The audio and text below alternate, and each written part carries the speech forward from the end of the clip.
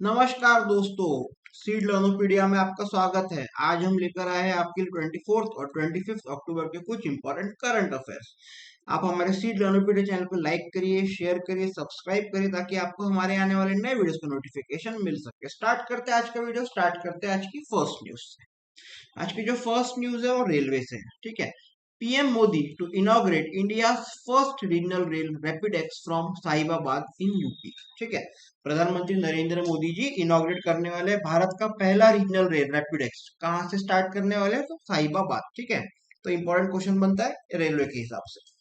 Prime minister Narendra Modi will inaugurate India's first rail rapid X from Saibabad, UP. The first phase will cover a distance of 17 kilometre. जो पहला phase रहेगा उसमें 17 kilometre cover होंगे और इसके अंदर में टोटली 5 स्टेशन आने वाले हैं। पहला रहेगा आपका साहिबाबाद, दूसरा रहेगा आपका गाजियाबाद, उसके बाद में गुलधार, दुहाई और दुहाई डेपो। ठीक है। और ये जो ट्रेन है इसकी स्पीड बहुत हाई रहने वाली है, 160 किलोमीटर पर आवर की स्पीड से दौड़ने वाली है एट इंटरवल ऑफ 15 मिनट्स। ठीक है। और ये जो ट्रेन्स रहेंगी इसके टोटली उसके अंदर में 6 कोचेस रहेंगे और इसकी जो कैपेसिटी रहेंगी वो रहेंगी आपकी 1700 पैसेंजर्स की। और एक जो कोच रहेगा स्पेशली वुमेन पैसेंजर्स के लिए रिजर्व रहेगा। ठीक है। तो ये था आपका इंपॉर्टेंट न्यूज रेलवे के हिसाब से। रैपिड एक्स कहाँ से चालू होगा? तो भाई साहिबाबाद से चालू होगा। ठीक है। बढ़ते हैं नेक्स्ट न्यूज की तरफ।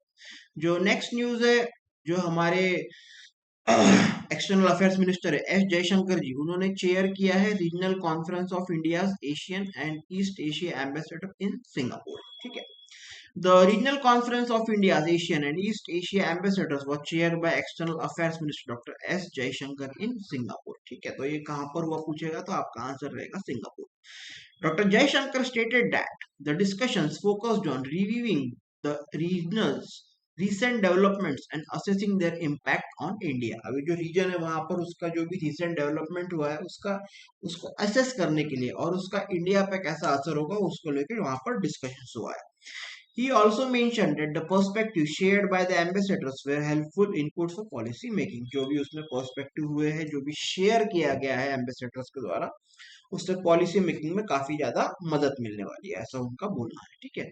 और बीच में अभी 2 दिन के ऑफिशियल ट्रिप पर से सिंगापुर में जयशंकर जी तब ये हुआ वहां पर। ठीक है। बढ़ते हैं नेक्स्ट न्यूज की तरफ। जो नेक्स्ट न्यूज है, प्यूमा इंडिया ने रोप कर लिया है मोहम्मद शमी को एज ब्रांड एम्बेसडर। ठीक है। वैसे तो प्यूमा में काफी मतलब ऑलरेडी काफी बड़े बड़े स्पोर्ट्स पर्सन अपॉइंटेड है ऑलरेडी एम्बेसडर के लिए, पर ये अभी नया एडिशन है। Puma, a prominent sports brand, has appointed Mohammad Shami, the fast bowler from Team India, as its brand ambassador. ठीक है। Puma has a star-studded roster of brand ambassador which includes, अभी जो मैं बताया आपको, काफी सारे ऑलरेडी ब्रांड एम्बेसडर्स है स्पोर्ट्स की दुनिया से। विराट कोहली है, उसके बाद में हुसैन बोल्ट है, उसके बाद में आपका फुटबॉल में नेमार जूनियर है, सुनील छेत्री है। ठीक है। और एमसी मैरी कॉम को कौन भूल सकता है, मैरी कॉम है। उसके बाद में हरमनप्रीत कौर है, हरलीन देओल है। ठीक है।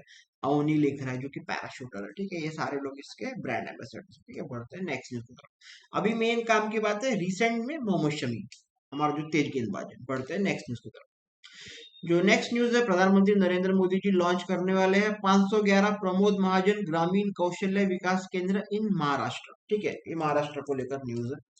PM Narendra Modi will be launching 511 Pramod Mahajan Grameen Kaushalya Vikas Kendra in Maharashtra via video conferencing. ठीक है। 511 केंद्र लॉन्च होने वाले हैं। ठीक है।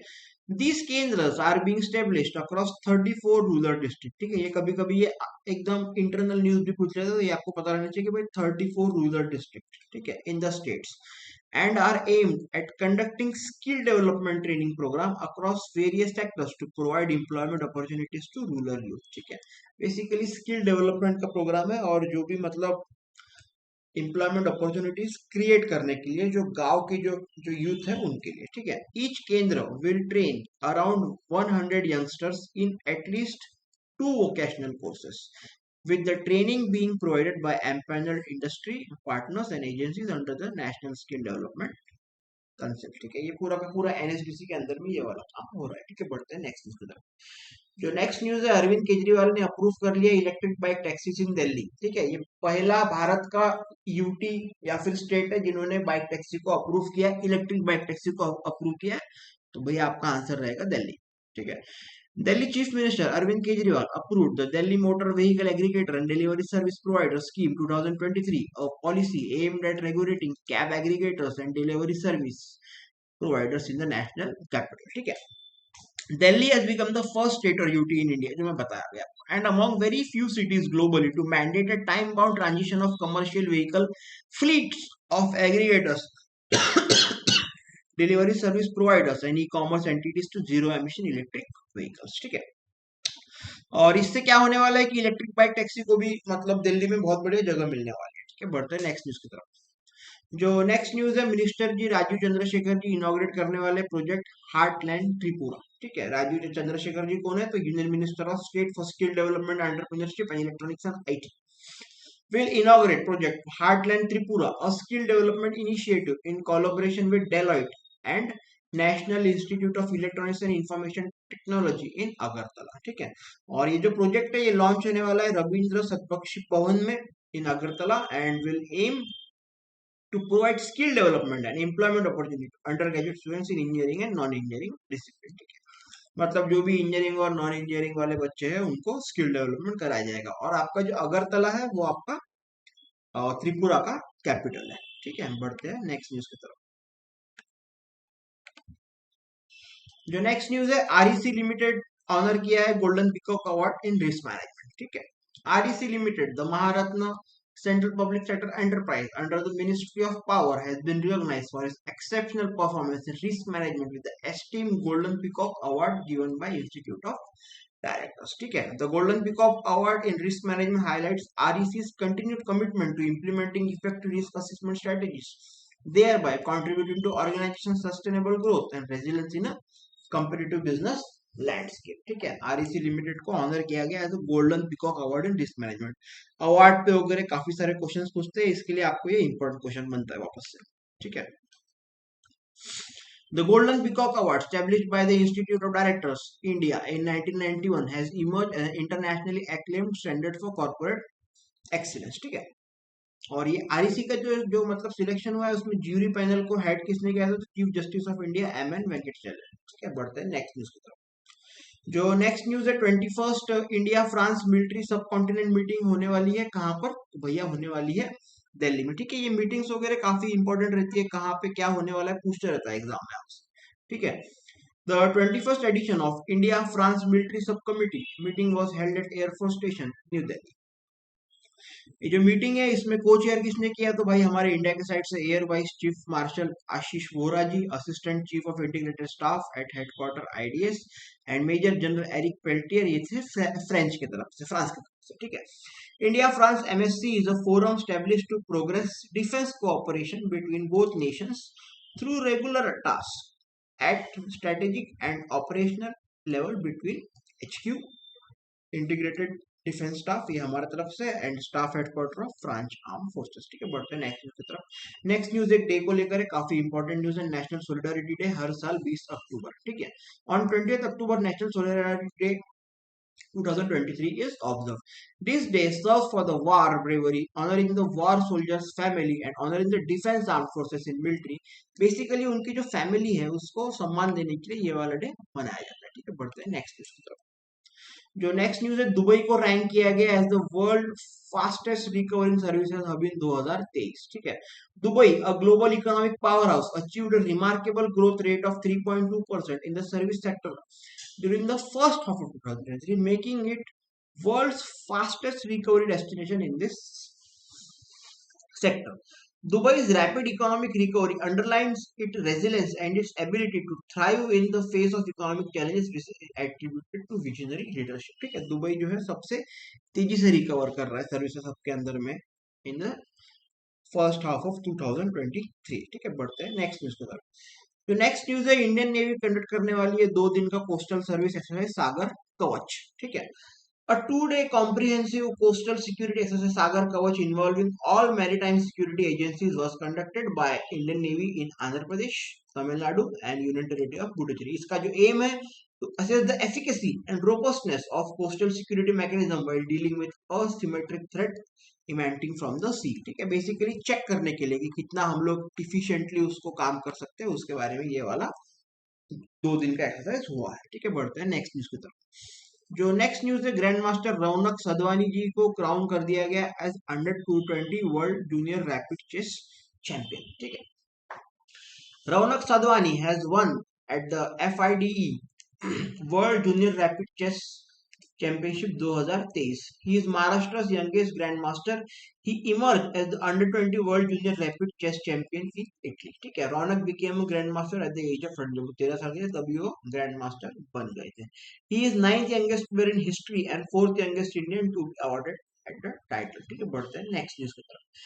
जो नेक्स्ट न्यूज है, यूनियन मिनिस्टर नितिन गडकरी जी ने एड्रेस किया 5th edition of India STEM summit 2023। कहां पर किया? तो भाई दिल्ली में किया।